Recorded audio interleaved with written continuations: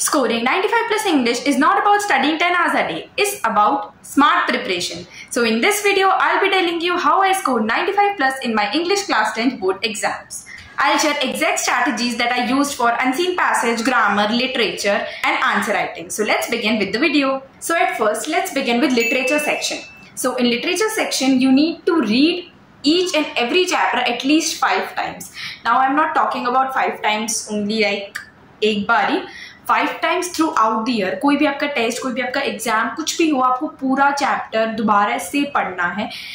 चाहे आपका pre board हो, चाहे आपका बोर्ड एग्जाम हो या फिर हाफ ईयरली हो, कुछ भी हो, कोई भी टेस्ट हो, आपको पूरा चैप्टर दोबारा पढ़ना है. और इसी तरीके से पूरे साल में आप एक ही चैप्टर को 5-6 बार पढ़ लेंगे. और जब आप एक ही चैप्टर को 5-6 बार पढ़ लेंगे तो आपको उस चैप्टर की लाइन याद हो जाएगी. बोर्ड में अगर आप आंसर राइटिंग में एग्जैक्ट लाइंस लिख के आएंगे, that will be very very helpful. उस क्वेश्चन में आपको फुल मार्क्स मिलने के 100% चांसेस रहते हैं, क्योंकि जब आप चैप्टर में जो लाइन लिखी है ना, वो एग्जैक्ट लाइन लिखते हो तो एग्जामिनर को ये पता चल जाता है कि आप जस्ट समरी नहीं रीड करके आए हो, आपने ऊपर से नहीं पढ़ा, आपने चैप्टर को अच्छे से पढ़ा है. जैसे tricky was usually fat like a bloated sausage, और जो लेंचो वाले चैप्टर में रेन ड्रॉप्स वाली चीजें लिखी है. नेल्सन मंडेला में जो पूरी लाइंस लिखी हैं, fear is not, courage is not the absence of fear but triumph over it. तो ये आप एग्जैक्ट लाइंस लिख के आओगे तो बहुत बहुत ज्यादा हेल्पफुल रहेगी आपके आंसर राइटिंग में. Now learn the authors and poets of every chapter, क्योंकि वो आते हैं और नहीं भी आते हैं तो 5 मार्क क्वेश्चन में आपको बहुत ज्यादा हेल्प मिलेगी. टू बिगिन 5 मार्क वाले 6 मार्क वाले question, you have to begin with the poem The Trees, written by Adrian Rich, suggests or tells or whatever the question is. तो जिससे जो एग्जामिनर है उसको ये पता चल जाएगा कि आपको ऑथर्स के, पोएट्स के नाम भी आते हैं. Also for poems you need to know all the poetic devices. एक एक लाइन आपको उठानी है और उसका मीनिंग ले लेना है, क्योंकि क्वेश्चन आएगा तो वो लाइन आएगी और बोलेगा कि आप इसका मीनिंग बताओ. पोएटिक डिवाइसेस सारे आने चाहिए जो आपकी पोएम्स में है. क्लास 10th में बहुत लिमिटेड है तो बहुत इजीली हो जाएंगे. And understand the meaning of every single line is very important. Now for seen passages are very very easy. बहुत ज्यादा दिक्कत नहीं होती है सीन पैसेज में. For unseen passages I have already made a video, link is in description, do watch that video. उसमें मैंने tone of the writer, synonyms, antonyms, हर चीज के बारे में आपको बताया है. Now moving on to grammar section. Strong tenses means half of your grammar is sorted. 12 questions आते हैं and you need to attempt only 10 questions. So play smart. Also कुछ बच्चे करते हैं कि ऑप्शन में दिया है कि do any 10 और 12 क्वेश्चन है तो वो 12 के 12 कर देते हैं, बट ऐसा मत करना. ऐसा करोगे भी तो शुरू के 10 क्वेश्चन ही चेक होंगे, लास्ट के 2 नहीं होंगे. Reported speech is almost there. हर तीसरे चौथे क्वेश्चन में आपको रिपोर्टेड स्पीच मिल जाएगी, इसलिए रिपोर्टेड स्पीच के जो भी रूल्स हैं वो आपको याद होने चाहिए. ऑल्सो सब्जेक्ट वर्ब एग्रीमेंट के भी रूल्स आपको बहुत अच्छे से याद होने चाहिए. अगर ये है कि आप इंग्लिश ग्रामर में थोड़े से वीक हो तो आपको प्रैक्टिस करनी पड़ेगी. ऑनलाइन प्रैक्टिस करो, सैम्पल पेपर से प्रैक्टिस करो, किसी भी चीज से प्रैक्टिस करो, PYQ से प्रैक्टिस करो, but do practice daily if you are not confident in English grammar. Now let's talk about writing section. So writing section में The first rule is to know the exact format of every question type. कोई भी letter, किसी को भी letter, कुछ भी हो, उसका आपको exact format आना चाहिए. Write freely but stay on topic. Topic से बाहर नहीं जाना है. बाकी आप खुल के आराम से लिखो, ऐसी कोई दिक्कत नहीं है. एनालिटिकल पैराग्राफ की बात करूँ तो ईजी आते हैं. राइट इन 3 पार्ट्स. सबसे पहले इंट्रोडक्शन लिखना है कि उस एनालिटिकल पैराग्राफ में बार ग्राफ है, पाई चार्ट है, क्या है और किस बारे में वो बता रहा है. ये आप चीज क्वेश्चन से भी उठा सकते हैं. देन सेकंड में आपको मेन कंटेंट लिखना है. मेन कंटेंट में आप डालेंगे क्या, किस परसेंट में कौन से लोग क्या काम कर रहे हैं, जो भी ट्रेंड्स वहां पे दे रखे हैं, जो भी बेसिकली आपको डेटा वहां पे दे रखा है. Then in third passage you write the conclusion.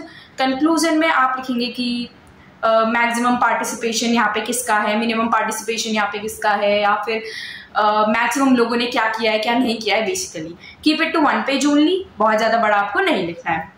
Now writing section की एक चीज और मैं बता देती हूँ कि हर राइटिंग सेक्शन वाली चीज आपको डिफरेंट पेज पे लिखनी है. फॉर एग्जाम्पल एनालिटिकल पैराग्राफ एक पेज पे, देन नेक्स्ट पेज से लेटर, देन नेक्स्ट पेज से जो भी राइटिंग सेक्शन का होगा पार्ट वो.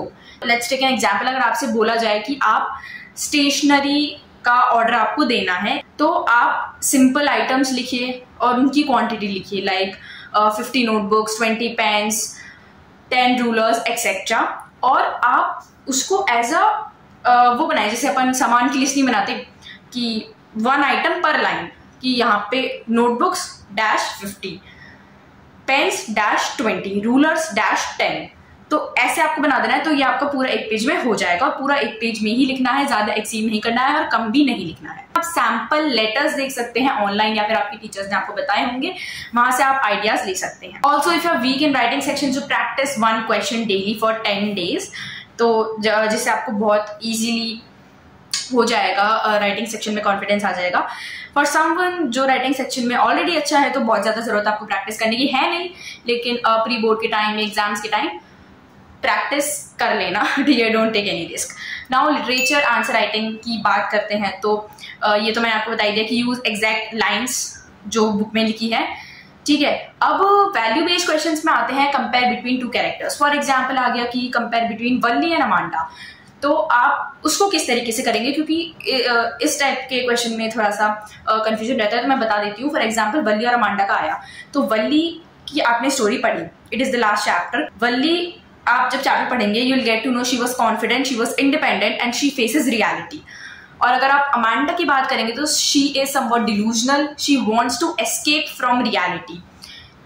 तो अब आपको दोनों कैरेक्टर्स का नेचर पता चल गया है, तो now you can compare them, ठीक है।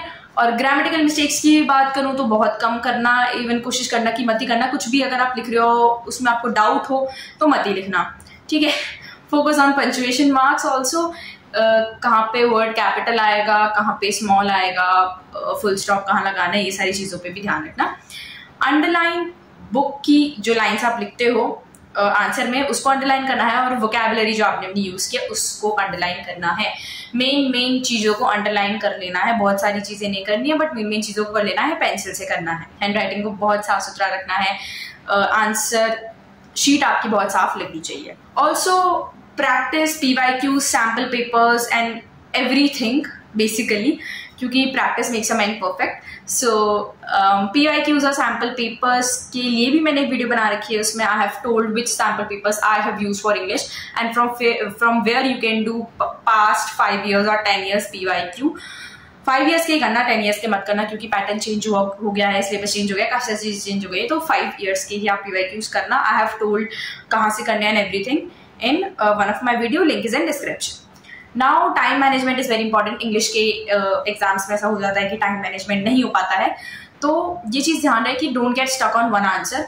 अगर आपको एक का आंसर नहीं समझ में आ रहा है, नहीं लग रहा है, just move on to the next. Also अगर आपको फिर भी ऐसा कि लिखने में टाइम लगता है, तो आप सबसे पहले लास्ट वाला सेक्शन अटेंड करें, सेक्शन C या फिर सेक्शन D, जो भी आपको लगता है कि अगर आपको पहले लगता है कि राइटिंग सेक्शन करना चाहिए, तो पहले राइटिंग सेक्शन करें, पहले आपको लॉन्ग क्वेश्चन करने चाहिए तो वो करें, ठीक है। मैं बताती हूँ मैंने कैसे किया था, मैंने सीक्वेंस वाइज ही किया था और लास्ट में मुझे आधा घंटा भी आराम से मिल गया था, because my writing speed is good enough. लेकिन अगर आपकी नहीं है, सो इस चीज़ का ध्यान रखिए कि आप पहले लास्ट वाला सेक्शन करें, लॉन्ग क्वेश्चन वाला, ठीक है। That's it for today's video and I hope you found this helpful. If you do, don't forget to like, comment and subscribe to my channel.